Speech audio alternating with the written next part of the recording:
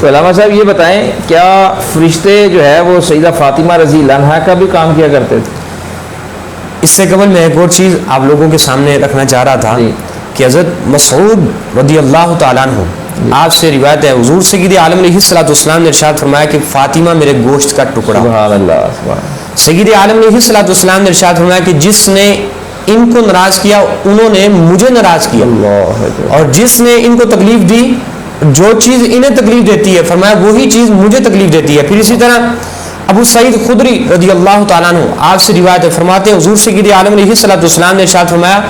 کہ فاطمہ کے غضبناک ہونے سے اللہ غضبناک ہو جاتا, اور فرمایا کہ ان کے راضی ہونے سے اللہ راضی ہو جاتا. اور اب جو آپ نے سوال کیا ہے کہ کیا فرشتے آپ کا کام کیا کرتے, سبحان اللہ, ماہ رمضان المبارک تھا, ام ایمن رضی اللہ تعالیٰ عنہ آپ ارشاد فرماتی ہیں کہ رمضان المبارک میں دوپہر کے وقت سیدہ کے ہاں تشریف لے کر گئی تو دروازہ بند تھا اور پھر اندر سے چکی کے چلنے کی آواز آ رہی تھی. آپ فرماتی ہیں کہ میں نے جھانک کے دیکھا تو میں کیا دیکھتی ہوں کہ سیدہ زمین کے اوپر لیٹی ہوئی آرام فرما رہی ہیں, اور ساتھ ہی آپ کے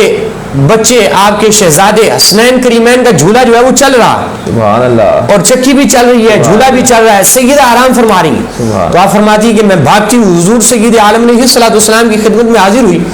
اور سید عالم علیہ الصلوۃ والسلام کی بارگاہ میں وہ سارا ماجرا رکھ دیا.